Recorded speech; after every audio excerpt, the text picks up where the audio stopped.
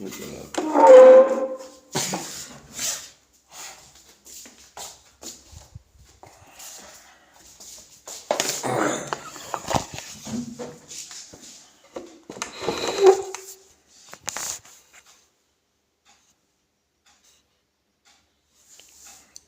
నమస్కారం.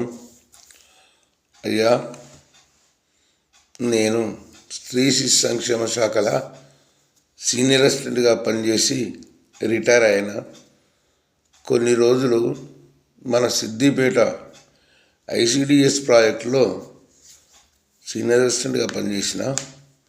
నేను పనిచేసిన రోజుల్లో మరి గోడౌన్లో ఫుడ్ పాడైందని నన్ను సస్పెండ్ చేసినారు. ఎప్పుడంటే నేను 2016 ఏప్రిల్లో నేను ఇక్కడి నుంచి రిలీవ్ అయ్యి నా మదర్ ప్రాజెక్ట్ అయిన ఐసిడిఎస్ జోగిపేటకి వెళ్ళిపోయినా. 2018లో నన్ను సస్పెండ్ చేసినారు. దాని తర్వాత 2018 సెప్టెంబర్లో నన్ను రివోక్ చేసిండ్రు. దాని తర్వాత 2020లో నిజామాబాద్లో నేను రిటైర్ అయినా 31 మే 2020. దాని తర్వాత నా పైన ఎంక్వైరీ రిపోర్ట్ వచ్చి ఎంక్వైరీ చేయడానికి కొంతమంది ఆఫీసర్స్ వరంగల్ నుంచి ఆర్జేడి గారు, సంధ్యారాణి మేడం గారు వచ్చినారు. ఎంక్వైరీ అయింది. అదే సమయంలో నా తల్లి చనిపోయింది, నా కొడుకు కూడా చనిపోయింది. నేను ఈ యొక్క ఆర్థిక పరిస్థితిని తట్టుకోలేక చాలా ఇబ్బందుల్లో ఉన్నప్పుడు నా తల్లి, నా కొడుకు మరణించడం జరిగింది. వాళ్ళని కాపాడుకోలేకపోయినా. ఇంతవరకు కూడా నా యొక్క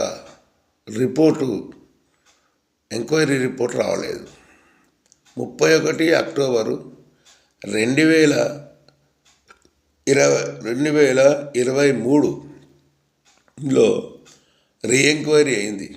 అప్పుడు ఆర్జేడి వరంగల్ శ్రీమతి ఝాన్సీ లక్ష్మి గారు, సూపరింటెండెంట్ గారు కేసరి గారు, వారికి నేను నాతో పాటు పనిచేసిన ఐసిడిఎస్ సిడిపిఓ శ్రీ ఎల్లయ్య గారు మా యొక్క డిఫెన్స్ స్టేట్మెంటు ఆనాడు 31 నాడు వారికి ఆర్జేడి గారికి ఇచ్చిన.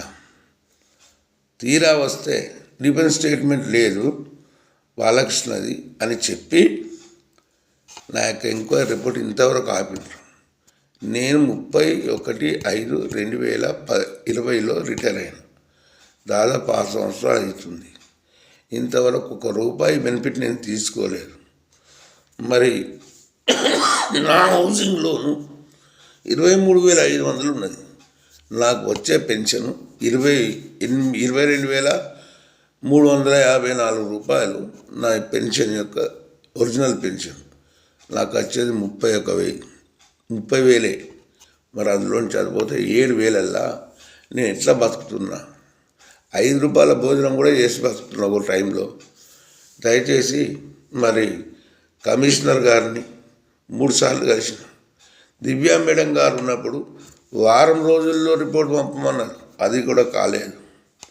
మరి చివరకు మరి నేను కానీ మరణిస్తే నా హౌసింగ్ లోన్ ఫ్రీ అవుతుంది, నా భార్య పిల్లలు హ్యాపీగా ఉంటారు అనేటువంటి ఆలోచన నాకు వచ్చింది. ఇప్పటికైనా దయచేసి నా యొక్క ఎంక్వైరీ రిపోర్టు మా ఆర్జేడి గారు, మా యొక్క సూపరింటెండెంట్ గారు, మా సూపరింటెండెంట్ గారికి ఎన్నిసార్లు మొరబెట్టుకున్నా వారి భాషా తీరు చాలా చక్కగా ఉంది. మనసును బాధ పెట్టేటట్టున్నది. రిటైర్ అయిన వాళ్ళను ఇట్లా బాధ పెట్టకండి. నాలాగా ఎవ్వరున్నా నాకు అవసరమైతే తగిన శిక్షలు వేయండి. ఆర్థికంగా మిమ్మల్ని నేరాలు చేస్తే ఆర్థిక నేరాలకు, అప్పులకు మా శిక్షణ వేయండి. దయచేసి ఆ రిపోర్ట్ ఇచ్చి నా యొక్క కుటుంబాన్ని, నా ప్రాణాన్ని కూడా కాపాడండి. ఎన్నోసార్లు మొరపెట్టుకున్నా, ఎన్నో అప్లికేషన్లు ఇచ్చిన. అయ్యా, నేను ఎక్కడికి పోను. ఎంతోమంది మిత్రులు ఉన్నారు, కోర్టుకు పోమన్నారు. కోర్టుకు పోను. నాకు డిపార్ట్మెంట్ అన్నం పెట్టింది. అందుకే డిపార్ట్మెంట్ యొక్క అధికారులను ఎన్నోసార్లు నేను వేడుకుంటున్నా, ఇప్పుడు కూడా వేడుకుంటున్నా. సునంద మేడం డైరెక్ట్ జేడీ గారికి అయితే పాదాలకు 10,000 నమస్కారాలు రోజు వాట్సాప్లో పెడుతున్నా. మరి వచ్చే స్తోమత లేదు మీ దగ్గరికి. బస్ కిరాయిలు కూడా ఖర్చులు లేవు. ఒక రిటైర్డ్ ఉద్యోగిగా నా యొక్క వేదన అర్థం చేసుకోవాలి. ఇది మా తోటి మిత్రులు దయచేసి మన ప్రస్తుతం ఉన్న కమిషనర్ గారి వరకు చేరే వరకు ఇది కాస్త షేర్ చేయండి. లేకపోతే నాకు మరణమే శరణ్యం. ఓం నమః శివాయ.